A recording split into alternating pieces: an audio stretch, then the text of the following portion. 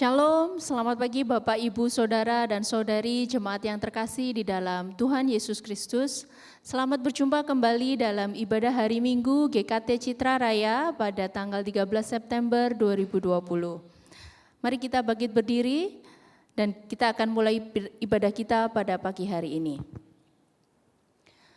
Ibadah kita pada pagi hari ini dilandasi dengan sebuah keyakinan bahwa pertolongan kita adalah datangnya dari Allah Bapa yang menciptakan langit dan bumi serta segala isinya, dan yang tidak pernah meninggalkan hasil perbuatan tangannya.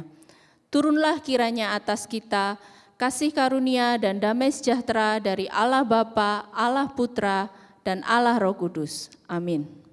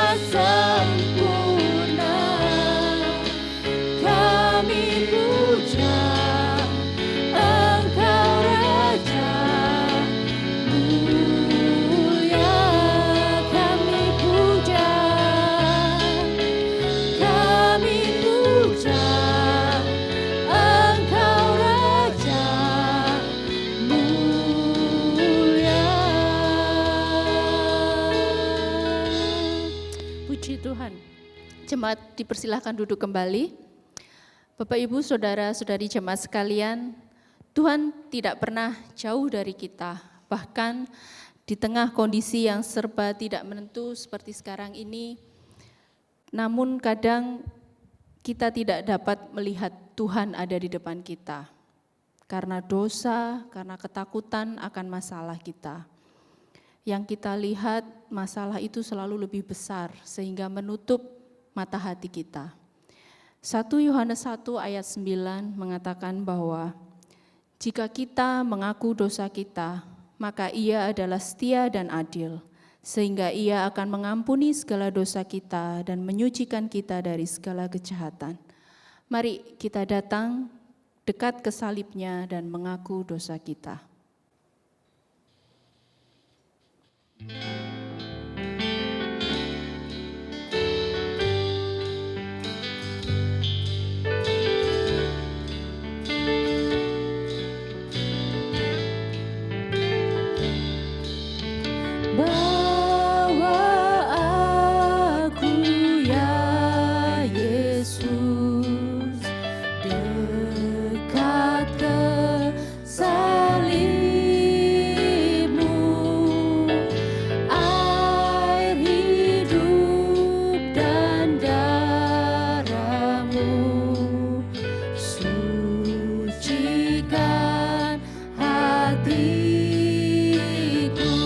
Yang kedua, imanku yang terkecil,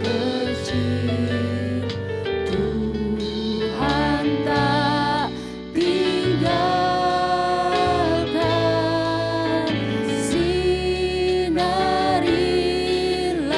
hatiku dengan Roh Kudus.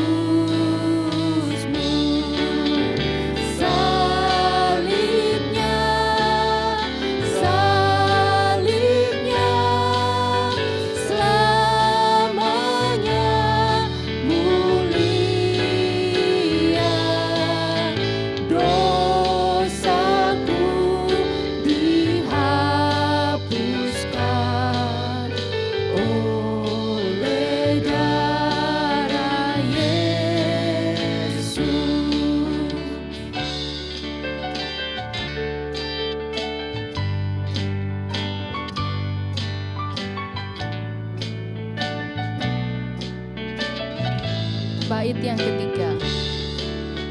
Pada salibku sandar, kasih-Mu ku rindu, selama aku hidup, ku taat pada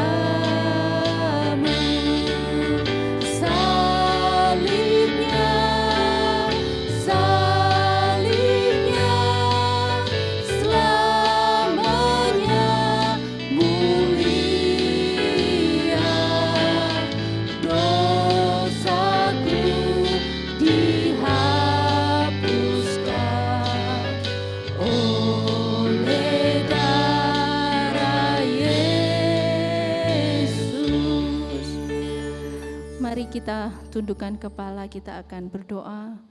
Bapak Ibu Saudara silahkan mengambil waktu sejenak, ungkapkan segala penyesalan kita kepadanya. Semua yang pernah kita lakukan yang membuat kita menjauh dari Tuhan.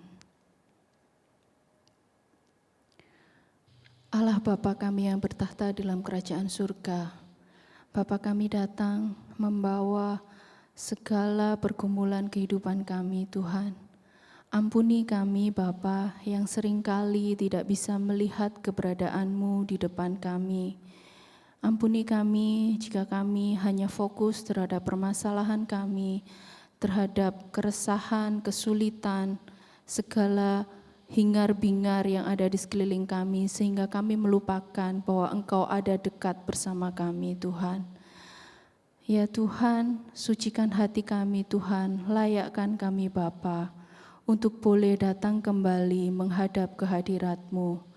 Biarlah waktu yang hanya sebentar ini kami boleh benar-benar mau membawa hati kami untuk memuji dan membesarkan nama-Mu serta mendengarkan firman-Mu.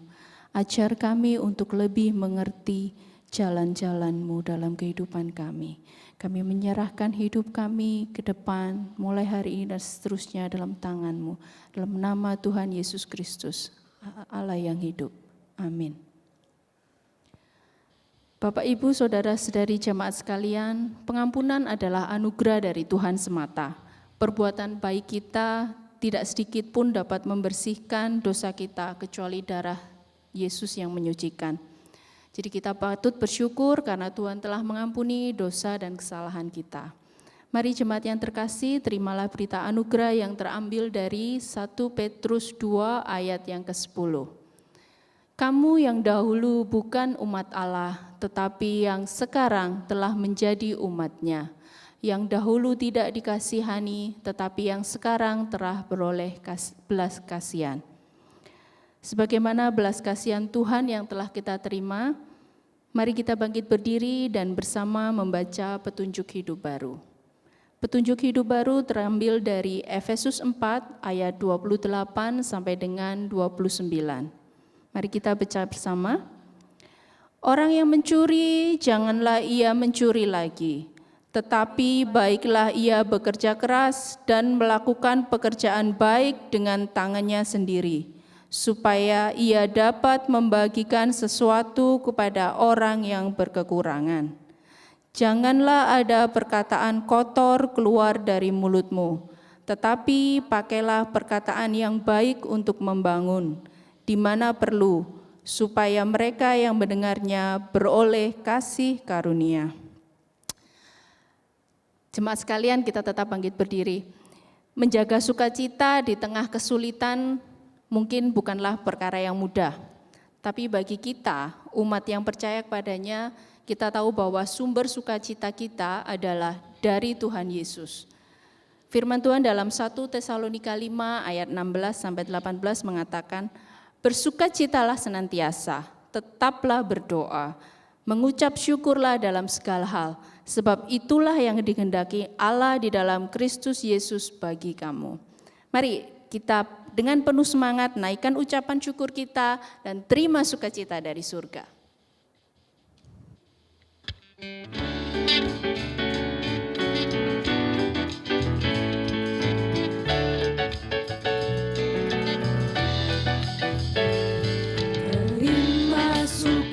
Cita surga, itulah kekuatan bagi jiwa, dapat rasakan kasih-Nya di tengah badai yang bergelora.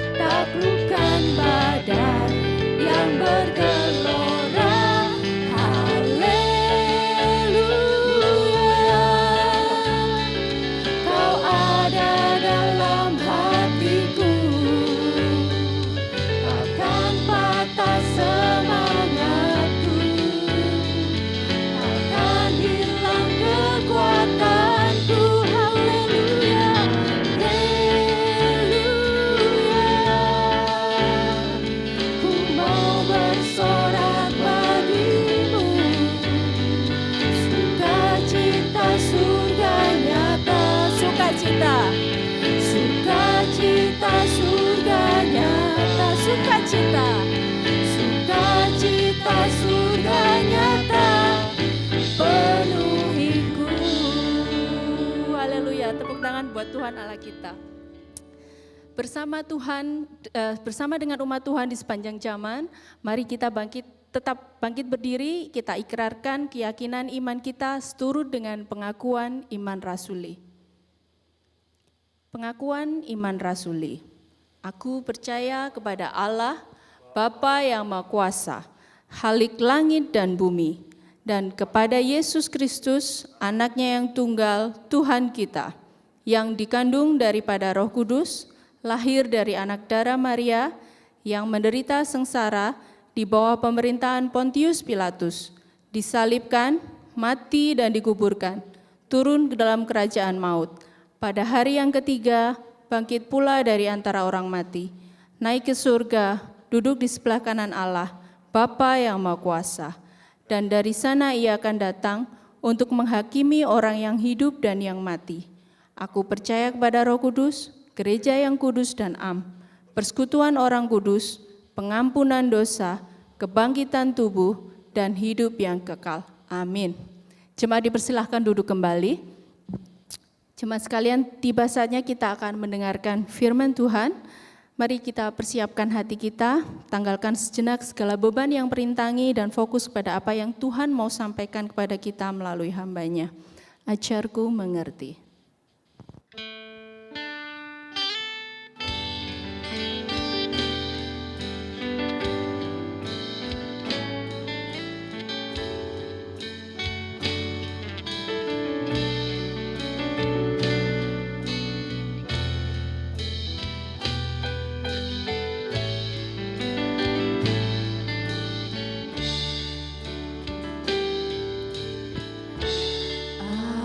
Ajarku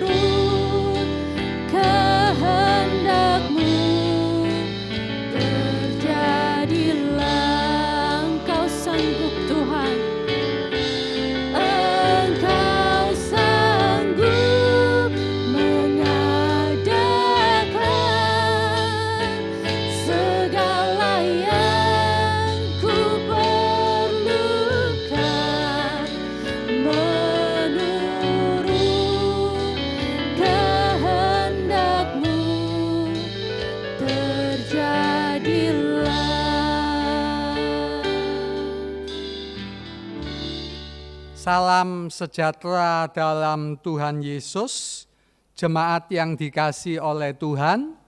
Pada saat ini mari kita membaca kitab suci dari Efesus pasal 4 ayat 28 sampai 29.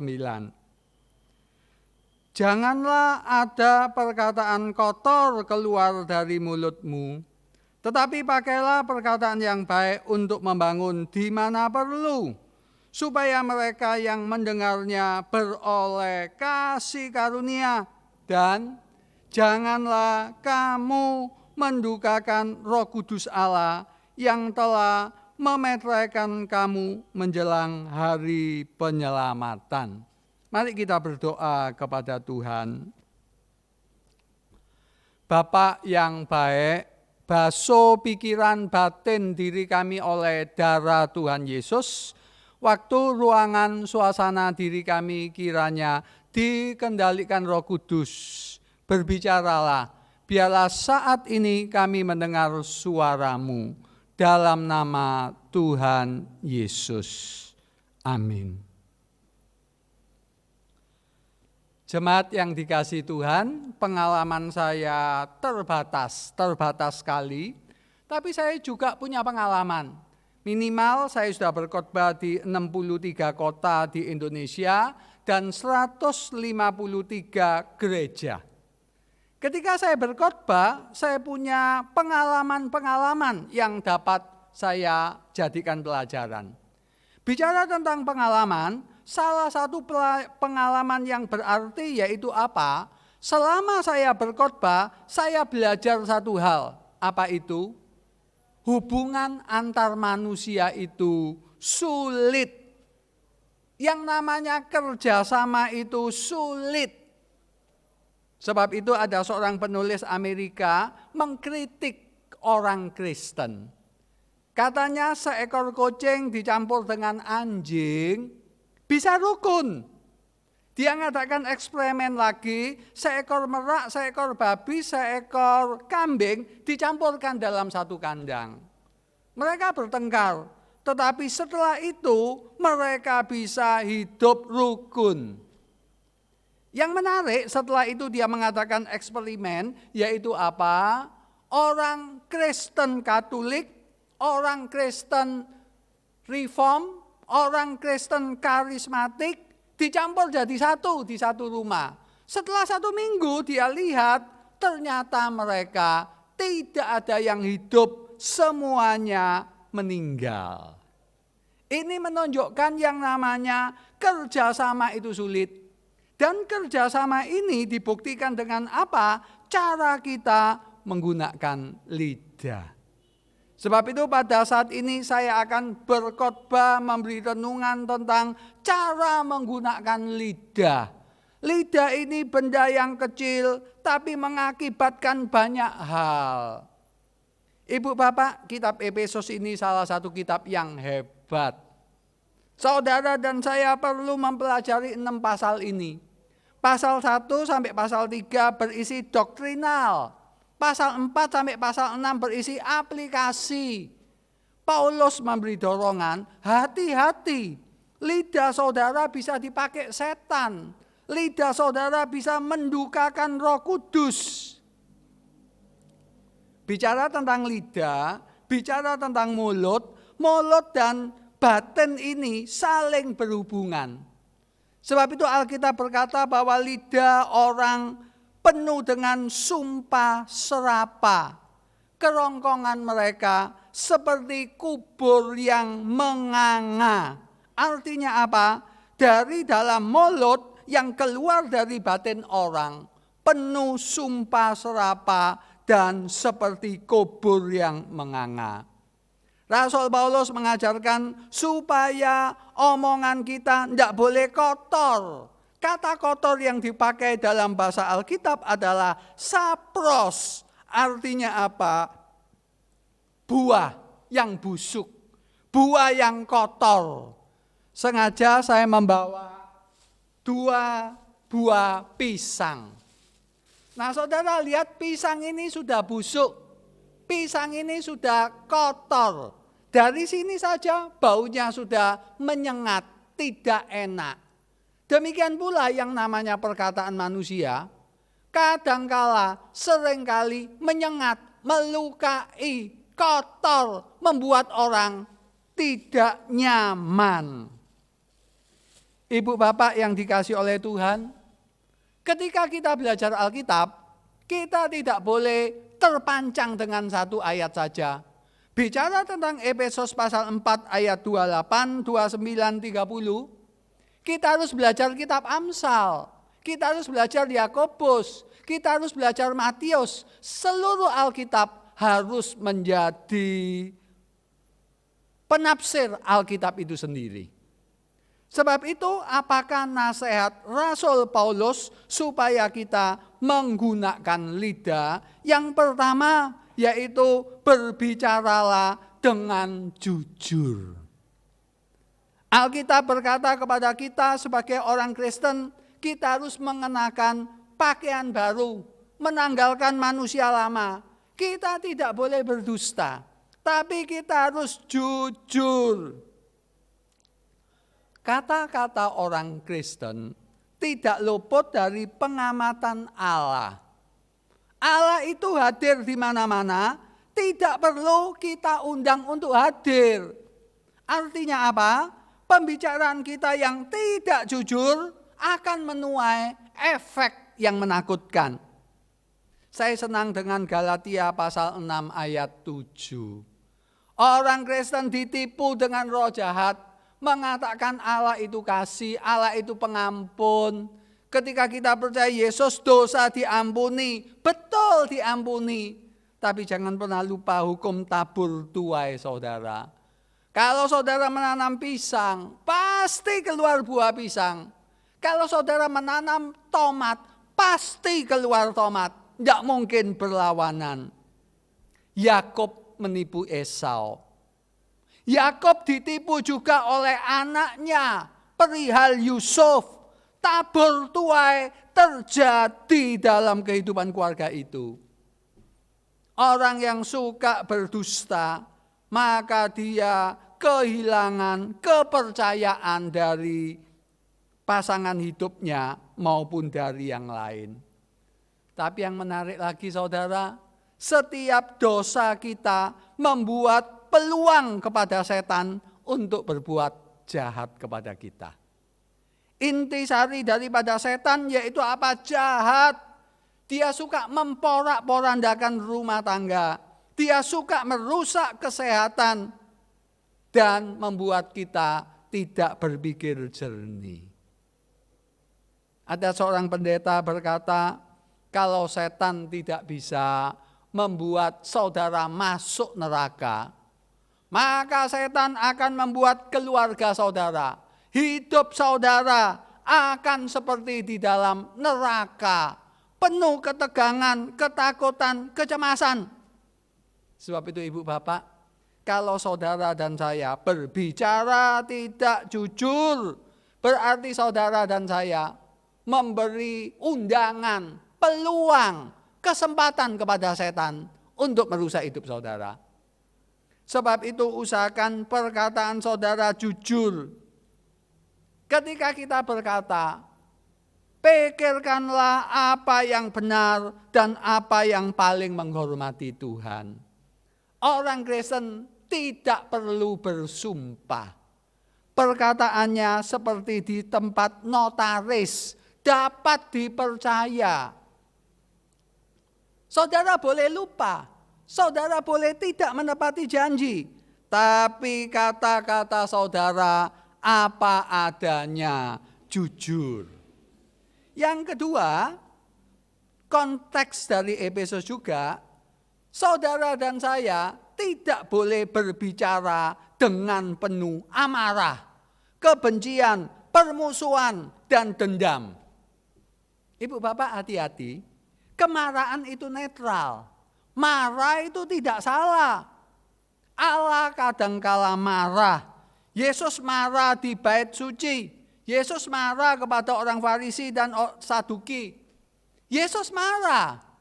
Tidak salah dengan kemarahan.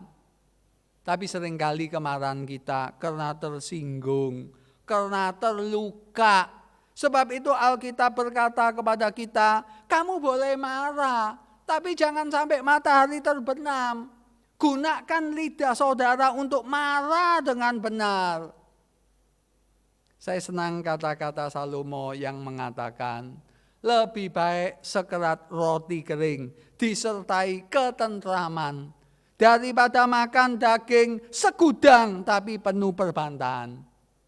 Kalau dimodernkan abad 21, lebih baik makan tempe penyet di pinggir jalan daripada makan di Mall Galaxy, daripada makan di Singapura, makan di Hong Kong, penuh dengan lauk pauk kelas 1.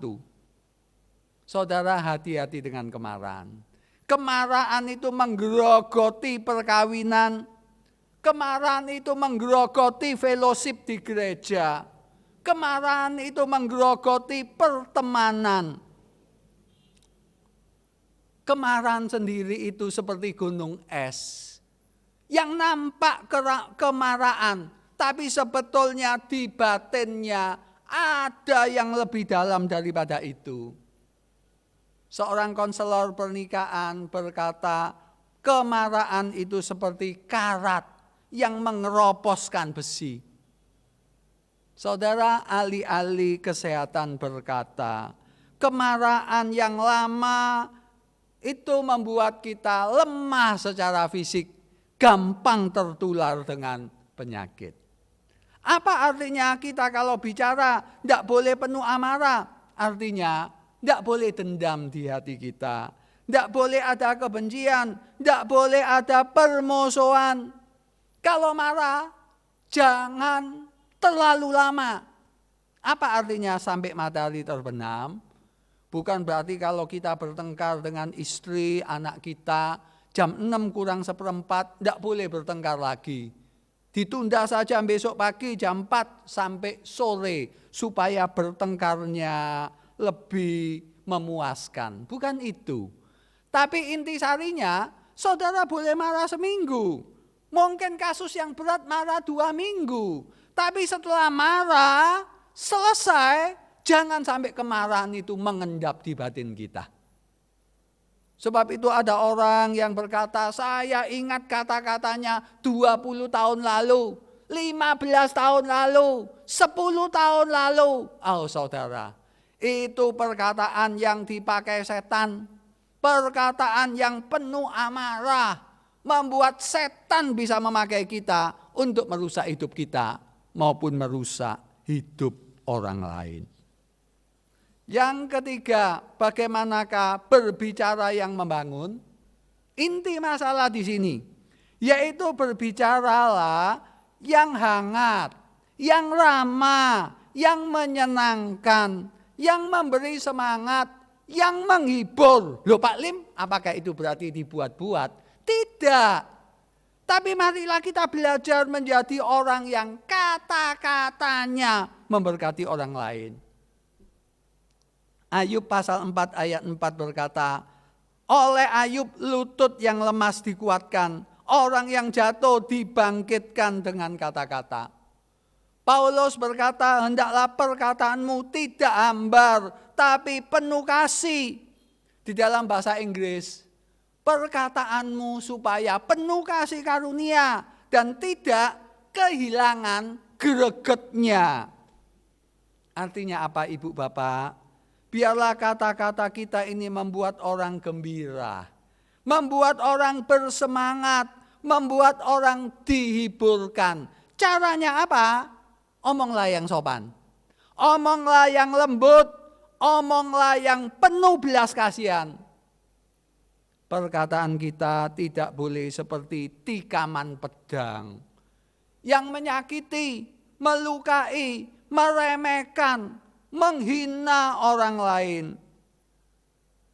Tapi perkataan kita baiklah seperti obat yang menyembuhkan, peduli, sejuk, ramah, hangat. Ibu Bapak, coba ingat 5 kata dari orang lain selama saudara hidup yang menyakiti saudara. Coba ingat 5 kata dari orang lain yang menghibur, menguatkan, memberi semangat. Tahun 2005 saya khotbah di Sydney. Habis khotbah, saya langsung diberi penilaian. Penilaian di print, di catatan berwarna. Sampai sekarang saya diberkati dengan kata-kata yang disampaikan. Saya filekan, saya catat di binder. Ketika saya susah, ketika saya merasa gagal, ketika saya merasa tertekan, saya buka catatan itu. Catatan itu 15 tahun yang lampau. Ketika saya khotbah di Sydney, masih menghiburkan saya. Saudara, sebab itu berkata-katalah yang baik. 15 tahun masih saya ingat kata-kata itu. Jangan seperti Yakobus mengatakan kata-kata kita ini seperti racun yang mematikan. Kalau kata-kata kita seperti racun mematikan, berarti kita berbicara demi setan. Kata-kata kita memaki, mengumpat, mengomel, mencela, mengutuk, menghina, dan meremehkan. Apa artinya berbicara mewakili Allah? Artinya berbicaranya sopan. Nada bicaranya baik, tidak menghakimi, tidak kasar. Nadanya tidak tinggi. Menyatakan pemahaman, empati, simpati, dan membuat orang nyaman. Ibu bapak, atas nama Tuhan saya ingatkan saudara, jangan pernah mengatai anak kita.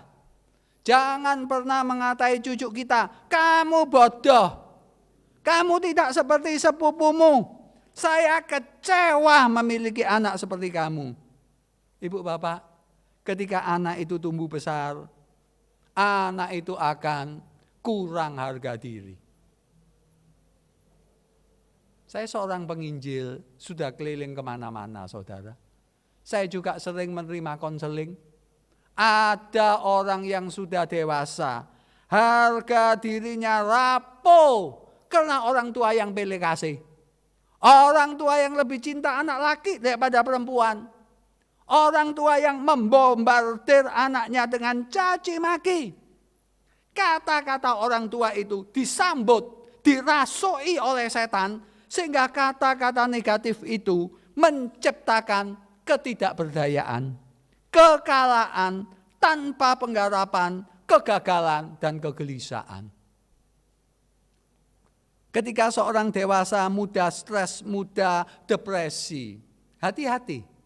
Bisa saja stres dan depresi ini karena makan yang salah.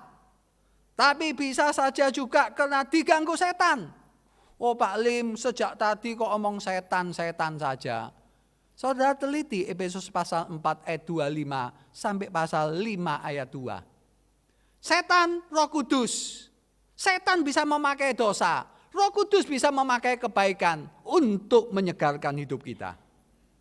Dr. Leslie Lim, psikiater 20 tahun, sama Douglas Ko dari Singapura, mereka join menulis buku tentang stres, depresi, mental illness, or demonization. Artinya apa? Stres ini stres yang alami atau stres yang ditunggangi oleh roh jahat. Pendeta Charles Swindoll dari aliran Injili menulis juga tentang roh jahat. Pendeta Warren Wiersbe dari aliran Injili pun menulis tentang roh jahat.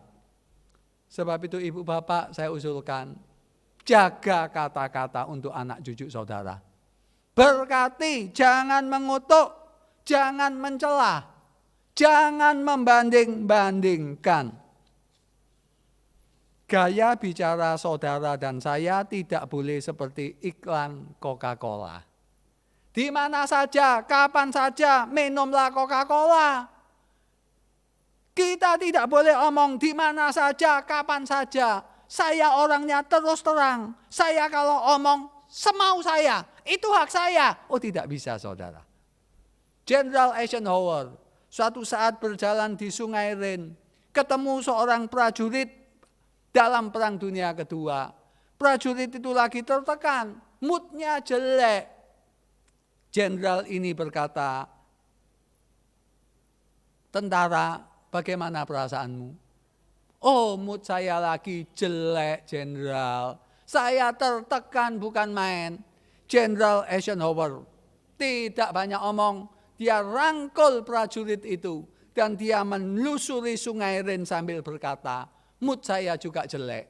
Ayo kita jalan bersama-sama. Ini bisa menolong kita." Tidak ada pidato, tidak ada ceramah. Yang ada adalah pengertian yang mendalam. Sebab itu ibu bapak jangan omong sembarangan, khususnya di rumah tangga. Sebab itu saya usulkan bagaimanakah kata-kata yang membangkitkan semangat. Yang pertama, ketika kita berkata-kata, ketika kita menulis WA, ketika kita nulis surat, pastikan terlebih dahulu bahwa itu beritanya 100% benar, bukan hoax. Seorang biarawan suatu saat namanya difitnah oleh seseorang. Setelah ditelusuri ketahuan orangnya, ternyata kata-kata orang itu tidak betul sama sekali. Tapi terlanjur nama biarawan itu sudah rusak.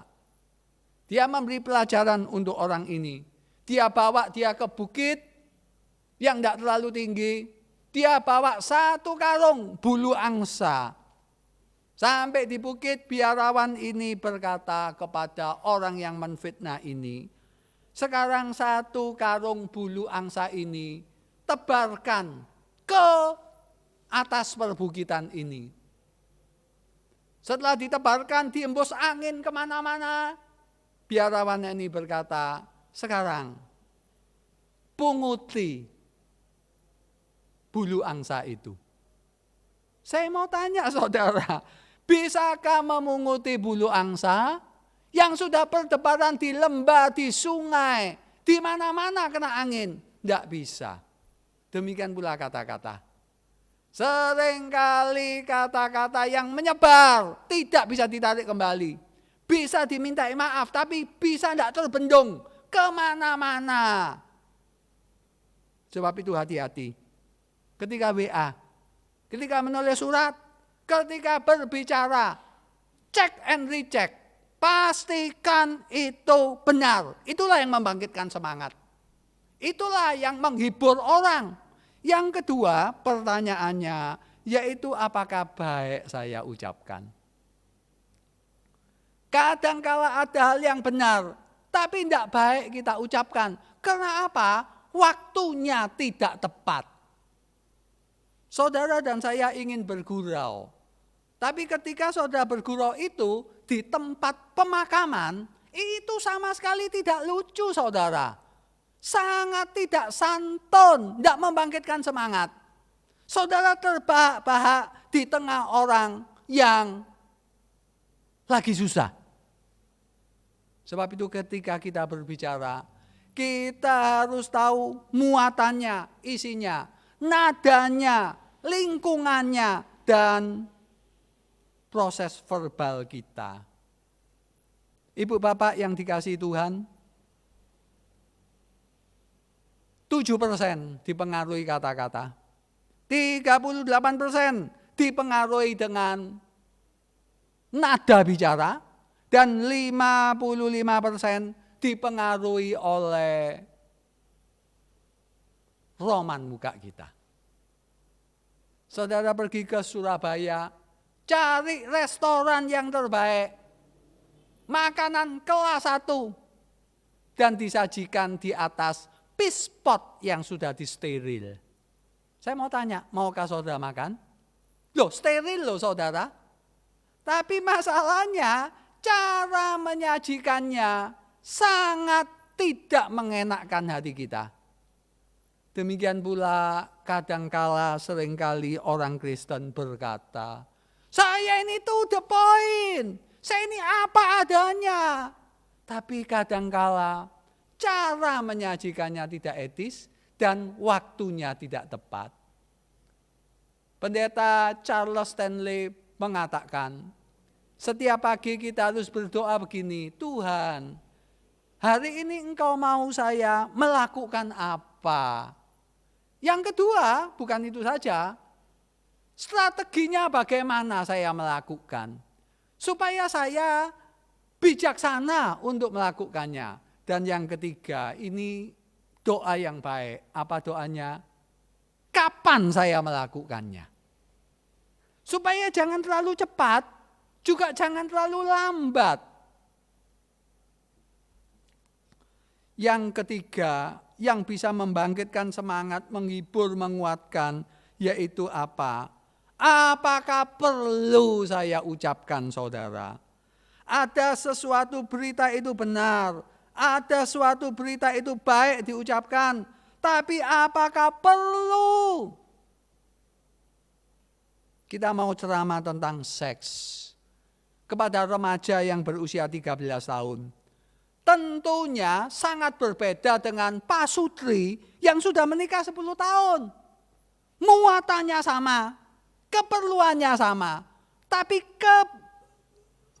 kebutuhannya berbeda. Anak 13 tahun jangan diberitahu terlalu detail. Belum waktunya dan tidak perlu. Tetapi seorang yang sudah menikah 10 tahun perlu diajari banyak hal yang betul-betul detail dan to the point. Contoh adalah Petrus, saudara. Petrus ini mengutuk Tuhan, bersumpah tidak kenal Yesus. Seharusnya Yesus bisa berkata, Petrus, kamu ini 3 tahunan ikut aku. Wes, kamu itu bukan barang yang baik. Saya kecewa punya murid seperti kamu. Mulai hari ini saya putus hubungan dengan kamu, Petrus. Tidak. Yesus ingin menegur Petrus. Yesus ingin menasihati Petrus. Apa yang dia lakukan? Simon, anak Yohanes, apakah engkau mengasihi aku lebih dari semuanya? Yesus tidak berkata 1 kali. Yesus tidak berkata 2 kali. Tapi Yesus berkata 3 kali. Seperti dia mengkhianati Yesus 3 kali. Bukan itu saja. Petrus tidak ditegur sembarangan. Petrus berdosa di depan umum. Harus bertanggung jawab di depan umum. Itu keadilannya. Tapi bukan itu saja. Petrus diberi hasil pancingan yang sangat banyak. Petrus diberi makan dulu. Sehingga secara emosional, secara fisik, Petrus siap untuk ditegur. Seringkali kita menegur orang itu seperti kacoak masuk di kamar kita. Kita beri dinamit. Kacoaknya mati, kamarnya hancur lebur. Ibu bapak, kalau saudara dan saya mau kata-kata menyemangati orang, pertama bertanyalah apakah betul. Yang kedua, apakah baik? Yang ketiga, apakah perlu?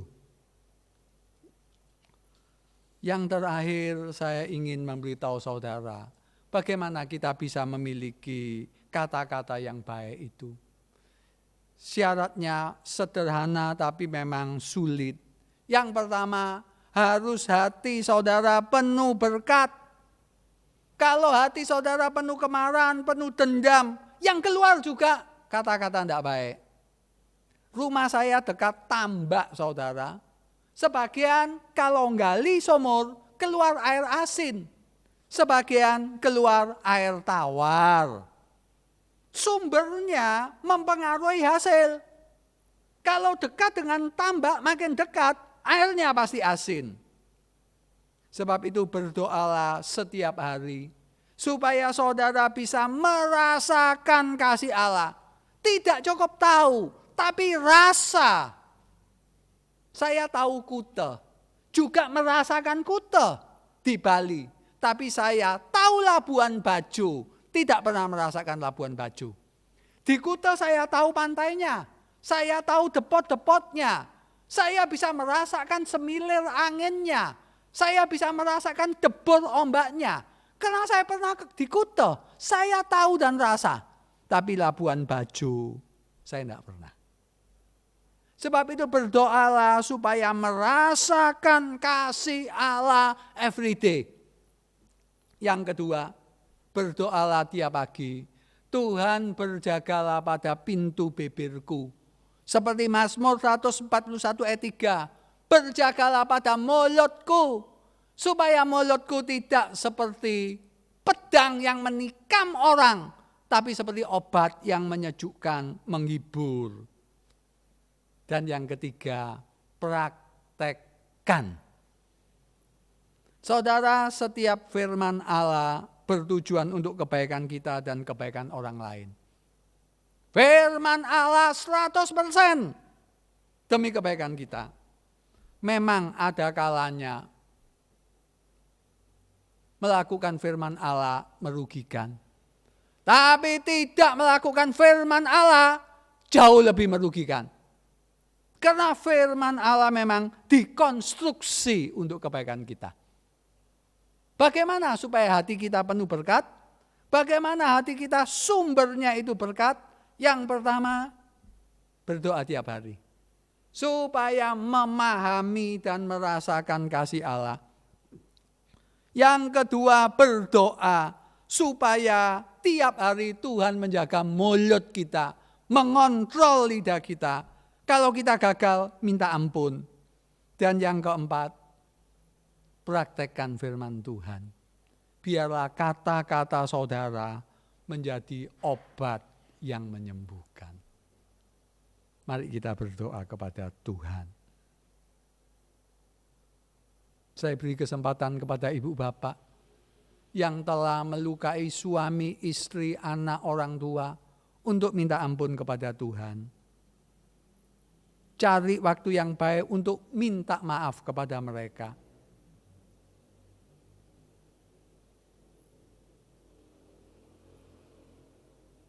Mari kita berdoa. Bapa di surga, mulut kami seringkali dipakai setan untuk menikam batin orang. Ampuni Tuhan kami gagal. Penuhi pimpin kami dengan roh agar kata-kata kami jadi berkat, menghibur, menguatkan orang lain. Terima kasih ya Bapak. Jadikan kami pelaku firman-Mu. Dalam nama Tuhan Yesus. Amin.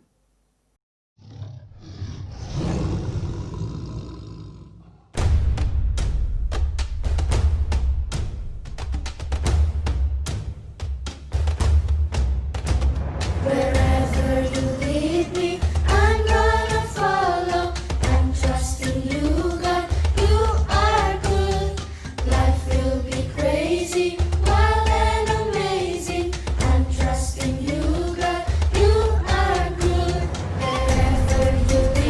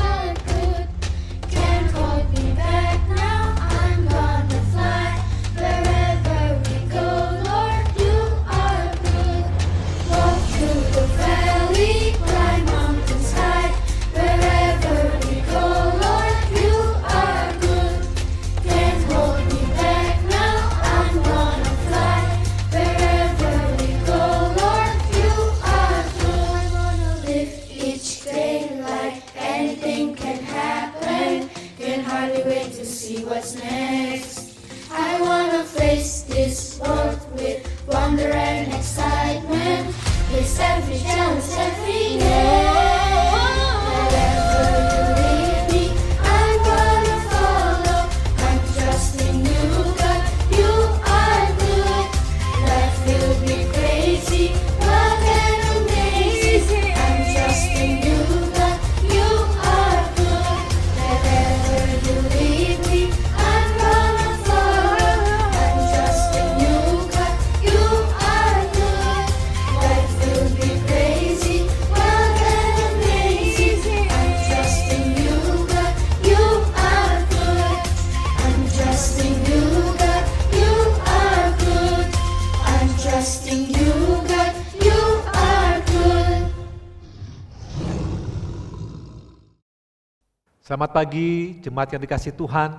Biarlah firman Tuhan yang sudah kita dengar sungguh-sungguh menyegarkan, menguatkan kita di dalam kehidupan kita masing-masing.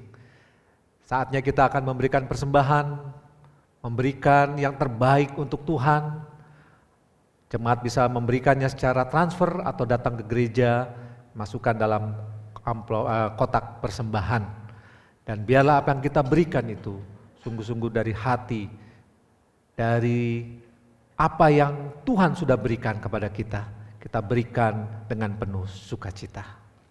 Kita akan berdoa untuk persembahan dan juga beberapa pokok doa syafaat, tapi saya ingatkan kembali tanggal 4 Oktober kita akan mengadakan perjamuan kudus secara live streaming.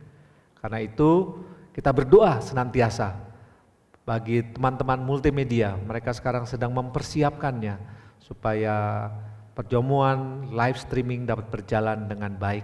Kita tetap berdoa, kita bersandar berserah sama Tuhan, dan kita yakin pasti Tuhan memberkati, dan kita juga berdoa untuk beberapa pokok doa syafaat yang lain.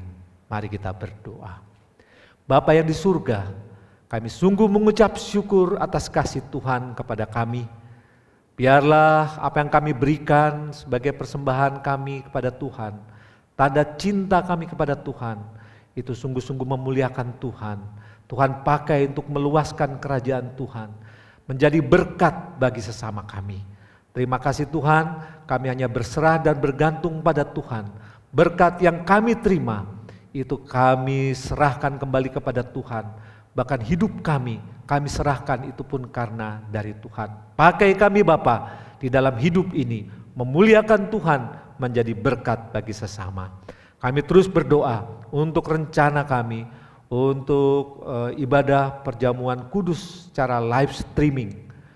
Tuhan tolong persiapan-persiapan yang dilakukan oleh tim multimedia, tim ibadah, kami semua yang terlibat dalam persiapan ini.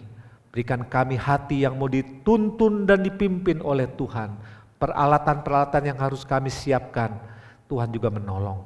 Terima kasih, dan biarlah ini kami lakukan sungguh-sungguh supaya kami sungguh disegarkan oleh perjamuan Tuhan yang menyegarkan rohani kami, jiwa raga kami, karena kami sudah rindu bersekutu bersama-sama di dalam perjamuan kudus. Terima kasih Tuhan, terima kasih. Kami terus berdoa untuk jemaat Tuhan di tempat ini. Tuhan menolong dalam pekerjaan. Pandemi sudah berjalan lebih dari 5 bulan. Mungkin masih ada bulan-bulan berikutnya, mungkin sampai akhir tahun, kami tidak tahu. Tapi yang kami tahu, Tuhan selalu beserta kami dan tidak pernah meninggalkan kami. Tuhan tolong di dalam kehidupan jemaat, dalam pekerjaan, dalam berbisnis, dalam berumah tangga, dalam studi, Tuhan menolong. Terima kasih Tuhan, terima kasih. Bila ada yang sakit, Tuhan juga jamah, Tuhan pulihkan, Tuhan sembuhkan. Terima kasih atas kasih Tuhan, jemaat kami yang sakit, jemaat Tuhan tempat yang sakit, Tuhan sudah jamah dan Tuhan sudah pulihkan. Kami yakin dan percaya tidak ada penyakit yang tidak bisa disembuhkan oleh kuasa Tuhan. Oleh karena itu kami terus berdoa supaya vaksin, obat untuk melawan virus corona ini dapat ditemukan. Itu karena berkat Tuhan, itu karena kuasa Tuhan, itu karena anugerah Tuhan saja. Berkati pemerintahan kami, supaya Presiden Joko Widodo dan segenap jajarannya Tuhan berikan hikmat, Tuhan berikan kuasa untuk memerintah dengan adil dan bijaksana. Terima kasih Tuhan, berkati pemerintahan kota di Surabaya juga, sungguh-sungguh dipimpin oleh Ibu Risma dengan sepenuh hati. Rakyatnya memenuruti protokol kesehatan sehingga tidak menyebarkan virus corona ini, tapi sungguh-sungguh disiplin menerapkan protokol kesehatan, baik secara pribadi, di rumah, di tempat kerja, dimanapun berada. Terima kasih Bapa, terima kasih. Di dalam nama Yesus, Tuhan dan Juru Selamat kami yang hidup, kami berdoa. Amin. Jemaat sekalian, silakan berdiri. Kita akan puji, kita akan puja Allah Tritunggal, Allah Bapa, Allah Anak, dan Allah Roh Kudus. Doksologi.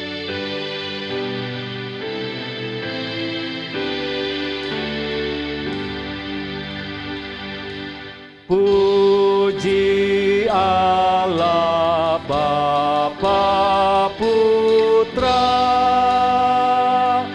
puji Allah Roh Kudus, ketiganya yang esa. Pohon selamat sumber berkat. Amin.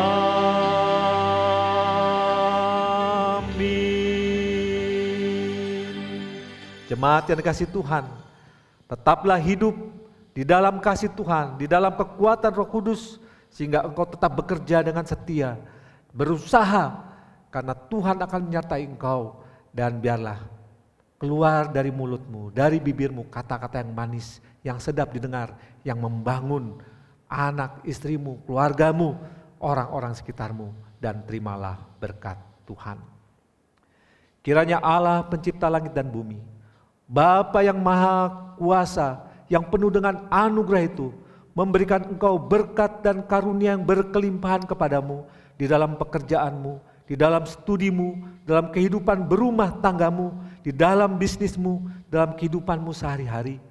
Dan biarlah anak yang tunggal itu Yesus Kristus memberikan engkau kekuatan supaya engkau bekerja keras dan sungguh-sungguh melakukan apa yang Tuhan kehendaki melalui ucapan bibirmu, melalui ucapan mulutmu. Tuhan memberkati sesamamu sehingga nama Tuhan dipermuliakan. Dan biarlah Roh Kudus, Tuhan Roh Kudus, Allah Roh Kudus memberikan engkau kekuatan, penyertaan dari sekarang sampai Tuhan Yesus datang kedua kalinya. Amin. Amin.